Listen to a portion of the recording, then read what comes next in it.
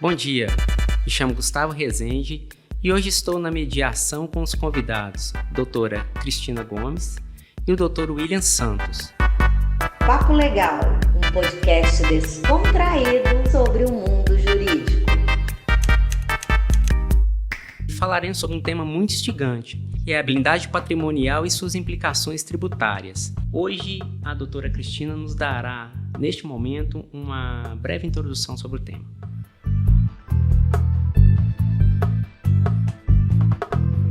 Bom dia, doutor Gustavo, bom dia a todos, doutor William. Primeiramente, a gente tem que levantar, né, que blindagem patrimonial não existe, é um termo meio equivocado. Na verdade, a gente pode fazer uma proteção patrimonial, mas blindar o patrimônio é algo praticamente impossível, né? O que se pode fazer é tentar proteger o patrimônio com cláusulas de proteção, tentar criar as famosas holdings patrimoniais, né, que são empresas que a gente chama de empresas cofres, que é para guardar o patrimônio, colocar tudo ali dentro para ficar mais fácil de gerir e às vezes diminuir a tributação e aproveitar para poder fazer, né, aquela proteção patrimonial através de cláusulas de incomunicabilidade, impenhorabilidade, usufruto, dependendo do caso, né? A gente vai usar essas cláusulas e principalmente a impenhorabilidade. Mas isso não é algo absoluto, né? Essas cláusulas elas podem cair se esse planejamento não for bem feito ou se tiver algum viés de prejudicar terceiros, não é, doutor Will? Aparentemente, sim. Aparentemente, o próprio termo blindagem patrimonial dá uma ideia de ilegalidade, né? Então, quando o cidadão comum ouve esse termo, ele já imagina que está havendo alguma coisa errada ali, que é alguma coisa que não é legal. E realmente ele está certo, né? A blindagem patrimonial sui generis, né? Sempre vai estar, quando a pessoa faz isso, ele procede dessa forma, ele vai estar agindo à margem da lei. Agora, quando ele faz um planejamento tributário, como a doutora Cristina acabou de falar, né, a questão do holding familiar, ele vai criar uma forma de proteger os bens dele, mas não na ilegalidade, mas tudo dentro da lei, né? E uma das coisas que mais preocupa, que mais chama a atenção hoje em dia é a questão da impenhorabilidade do bem de família, né, doutora Cristina, doutor Gustavo, né? É uma coisa que traz muita preocupação. Por exemplo, eu tenho recebido vários contatos neste ano de 2021. A pessoa às vezes está sofrendo algum processo lá de execução, muitas vezes até uma ação de despejo e tudo, e a preocupação é: eu vou ficar sem a minha casa? E agora? Falei, calma, vamos dar uma olhada no processo. Você assinou algum documento, né, oferecendo o seu imóvel residencial como garantia para uma futura dívida? Não, então não precisa preocupar. O seu imóvel é impenhorável, né? O bem de família seu é impenhorável. E sobre esse tema, doutores, essa nova perspectiva de blindagem patrimonial tem sido muito utilizada, a procura tem sido grande em relação aos clientes, procura, né, por vocês, pela advocacia em geral. É um tema assim, que é falado abertamente ou ainda é um tema muito restrito às grandes empresas, às famílias, né, que possuem bens de grande monta? Vocês poderiam explicar assim, nesse sentido? A pandemia tirou um véu, né, de um assunto que era tabu. Ninguém falava em planejamento patrimonial, ninguém falava em planejamento sucessório, né? A morte no nosso país, o brasileiro acha que é imortal, acha que vai viver para sempre e que vai ter que ter assim, o domínio e a administração dos seus bens até depois que foi embora. Então era um tema que era um tabu. E com a vinda da pandemia, né, com a abertura, a gente começou a perceber que começou a acontecer no mundo inteiro, as pessoas começaram a se preocupar em como proteger os seus bens e proteger a família, né, principalmente. Eu acho que quando se fala em proteção patrimonial, na verdade a gente está falando de proteção familiar, porque é o medo daquele ente de família que construiu um patrimônio, às vezes uma casa, uma fazenda, uma outra casinha na praia. Não é nenhum patrimônio vultuoso, mas que ele pretende deixar algo para aquelas pessoas que ele ama, né? Que é a esposa, para os filhos, ou para o esposo, cônjuge, namorado. Então, essa proteção patrimonial, ela pode ser colocada sim dentro de uma holding e de um ano para cá explodiu, né?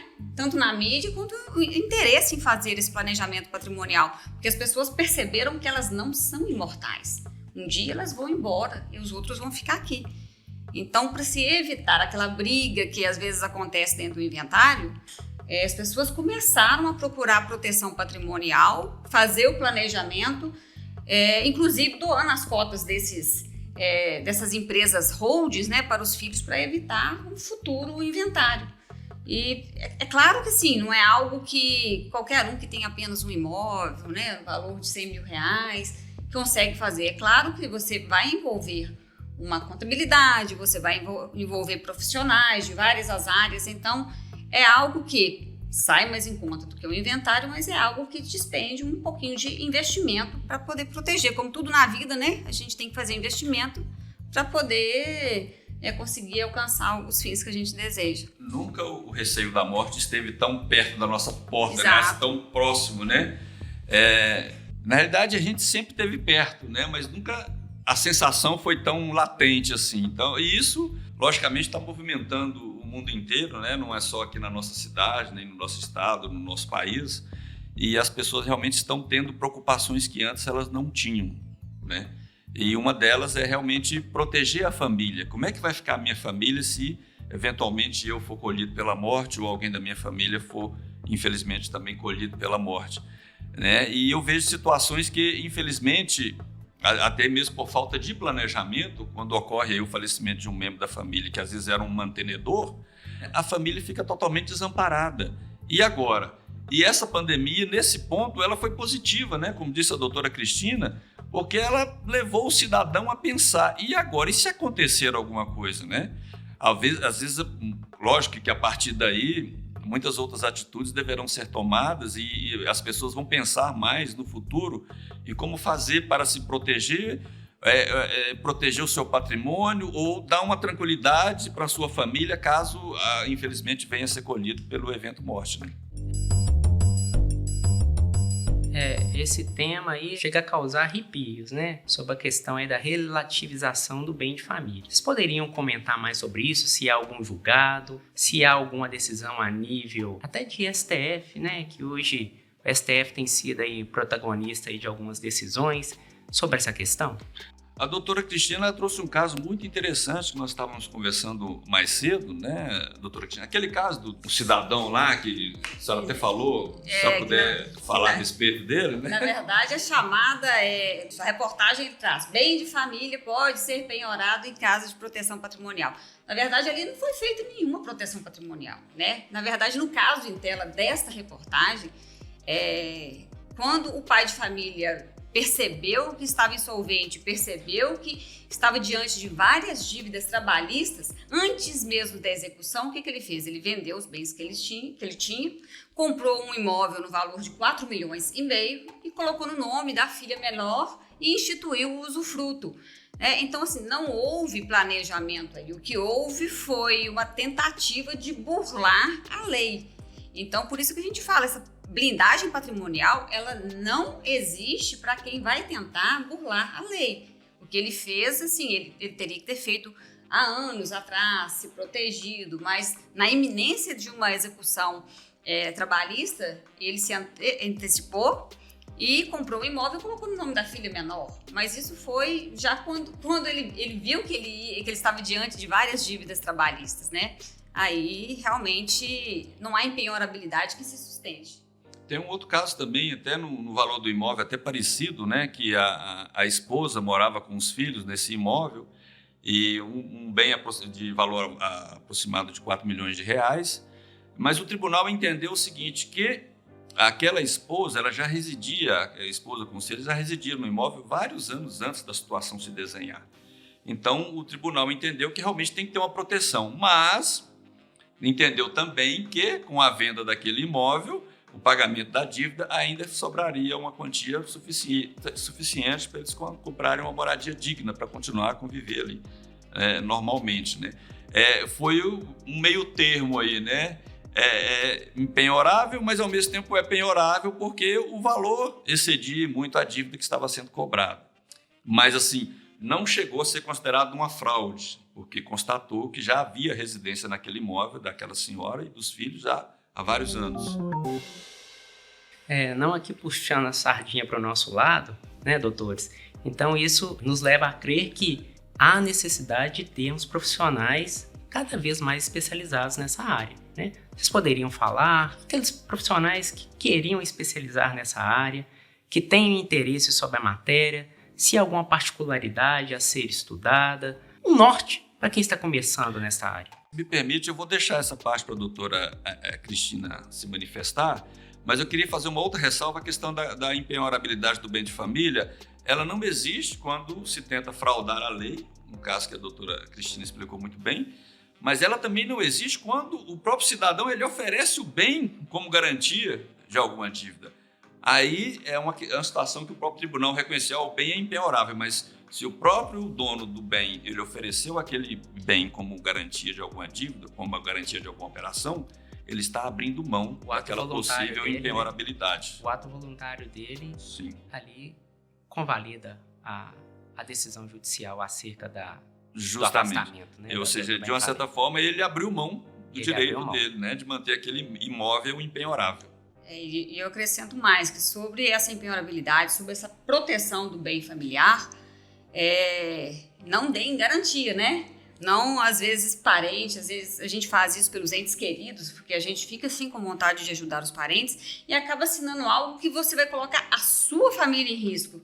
Às vezes é o único bem que você tem, você coloca, assina, dá ele como garantia, porque para poder proteger outros familiares, mas acaba colocando os seus familiares, a sua família, o seu cerne em risco, né? Você acaba colocando a casa, às vezes a única que você tem. Então, toma muito cuidado com essa garantia que se dá com o seu único patrimônio que você tem.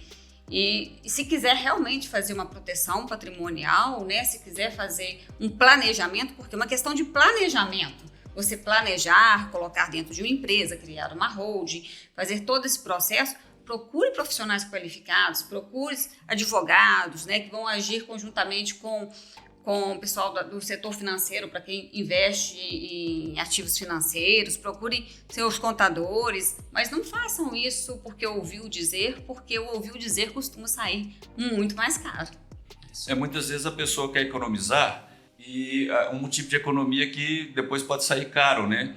Paga uma consulta com um advogado, eu tenho certeza que o valor de uma consulta ele não vai interferir muito no negócio que está sendo feito, né? E vai evitar que você tenha um prejuízo muito grande lá na frente se você tomar uma decisão errada sem estar orientado por um profissional capacitado. Então, o conselho que eu dou aos nossos ouvintes, né, consultem sempre um advogado, sempre que você for fazer uma operação de um valor considerável, né, ou um valor que possa afetar a sua vida, né, consulte um advogado. Esse valor da consulta ele vai ser muito bem investido, viu? Um outro fato, doutores, que nós temos observado, inclusive foi muito bem enfatizado por vocês, em relação a essa questão da pandemia, né? E a pandemia trouxe aí, dentre vários efeitos, um efeito muito grande no setor econômico, né? E inclusive assim, impactando no poder público. E como é que está essa situação da blindagem patrimonial versus a vontade estatal de estar aí angariando, né, recurso através de impostos? Há alguma situação envolvendo, que você saiba algum caso envolvendo, um exemplo, ente local, né, ou ente municipal, e pretendendo receber impostos, onde haja essa necessidade aí de relativização ou manutenção da blindagem patrimonial? Pois bem, nesse planejamento patrimonial, o que se costuma fazer é integralizar os bens da família, os bens que estão ali no CPF, né, da pessoa, e integralizar, transferir para uma empresa, para que essa empresa passe a ser a proprietária desse imóvel, né? E esse imóvel vai ser transferido ali dentro, vai ser chamado, o valor dele vai ser transformado em cotas. Pois bem, a gente tem a imunidade do ITBI. O ITBI é aquele imposto que se paga, né, quando você vende, quando adquire um imóvel. Para transferir esse imóvel da pessoa física para a pessoa jurídica, o artigo 156, parágrafo 2º, inciso 1º da Constituição, ele define que não incide ITBI nas operações em que você faz a integralização do imóvel, tem que ser do mesmo nome do proprietário e a empresa tem que estar também no nome dessa pessoa, né? O CPF da pessoa tem que estar ali, fazer parte do quadro societário daquela empresa. Então, essa transferência do bem da pessoa física para a empresa não incide ITBI. Só que a gente tem uma decisão recente do STF. Essa decisão, ela vai no sentido... foi um caso que aconteceu no sul do país.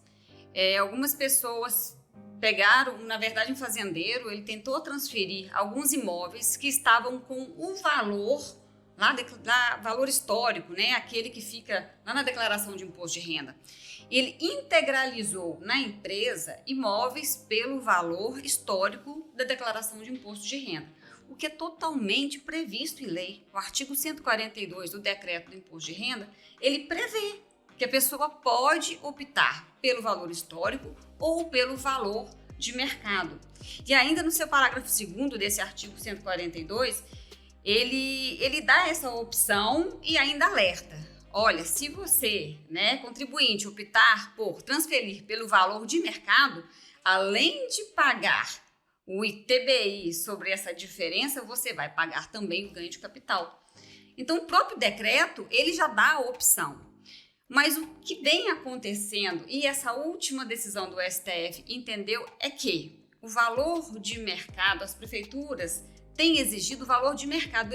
As prefeituras, né, os municípios, eles não têm aceitado o valor histórico. Por exemplo, vamos supor que é um bem que foi comprado há 10 anos atrás no valor de R$70 mil. E dessa forma esteja na declaração de imposto de renda por R$70 mil. Só que hoje, né, com a valorização dos imóveis, vamos supor que esse imóvel vala R$700 mil. No momento que a pessoa física vai integralizar na pessoa jurídica, vai colocar lá dentro daquela empresa, as prefeituras estão negando o ITBI sobre a justificativa de que o valor do imóvel não é 70 mil, né? Hoje ele vale 700 mil. E o STF entendeu que eles tiveram duas posições. O ministro Marco Aurélio, ele entendeu que prevalece sim essa imunidade independente do capital social, né? Independente do valor que ele esteja, que se a Constituição trouxe que há imunidade do ITBI, essa imunidade tem que prevalecer. Você vai poder pegar seu bem, tirar o nome da pessoa física e colocar no nome da pessoa jurídica. Só que o ministro Marco Aurélio foi voto vencido e o relator foi Alexandre de Moraes, que entendeu que a imunidade só vai prevalecer até o valor do capital social daquela empresa. Por exemplo, se o valor do imóvel é 70 mil, valor histórico, mas o valor de mercado dele é 700 mil, essa diferença de 70 mil para 700 mil, deveria essa diferença ser tributada. Não ITBI totalmente, mas essa diferença deveria ser tributada se o capital social da empresa não atingisse esses 700 mil reais, que seria o valor de mercado do bem hoje. E essa decisão, na verdade, ela teve uma repercussão, foi de repercussão geral, só que ela teve vários entendimentos, né? Hoje essa decisão, ela foi do meio do ano passado, ela é recente. Alguns tribunais vêm acatando essa decisão de pagamento do ITBI sobre essa diferença. Outros municípios entenderam que o pagamento deve ser integral. E nós temos alguns municípios, sobretudo no Rio de Janeiro e São Paulo, que entendem que a imunidade permaneceu sobre o valor do capital social, ainda que o capital social tenha lá suas cotas, através desse entendimento do STF, ver qual a modalidade que vai ser usada de integralização desses imóveis, né, doutor Willi? Na realidade, tem muitos entes públicos, né, que eles procuram sempre umas possíveis brechas na lei para poder tributar mais, né, doutora Cristina, doutor Gustavo, né, todos que estão aqui acompanhando.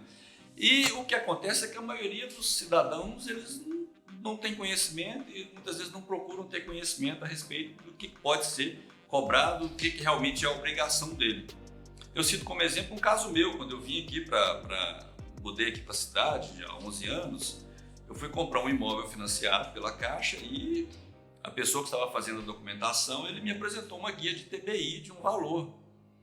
eu questionei, falei, mas peraí, não tem uma isenção, uma parte que é isenta pelo fato do imóvel ser financiado e tudo? Aí ele justificou, falou, não, que realmente era aquilo mesmo, né? Daquela situação não poderia ser diferente. Eu falei, tá bom, me dá essa guia. Mas aí eu fui para casa e comecei a pesquisar. E aí encontrei uma lei aqui municipal de 1981 que dava isenção de praticamente 50% ou 75% do valor que tinha que ser pago. Isso, numa guia de R$8.000, na realidade eu tinha que ter pago 2.000. Realmente eu paguei 2.000, porque depois eu mandei consertar a guia. Mas a maioria dos cidadãos não preocupam com isso. Então, se você procura um advogado, um profissional qualificado que esteja ali, ele vai te dar a melhor orientação. Então, nesse caso, eu economizei R$6.000.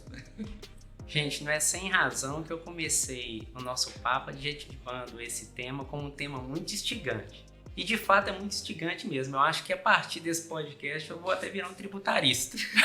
Né? Então, assim nós terminamos a nossa conversa e foi uma conversa muito agradável e agradeço desde já o carinho, né, e a presteza da doutora Cristina e do doutor William e espero vê-los no nosso próximo podcast. Um abraço a todos. Um abraço, muito obrigado. Nós agradecemos.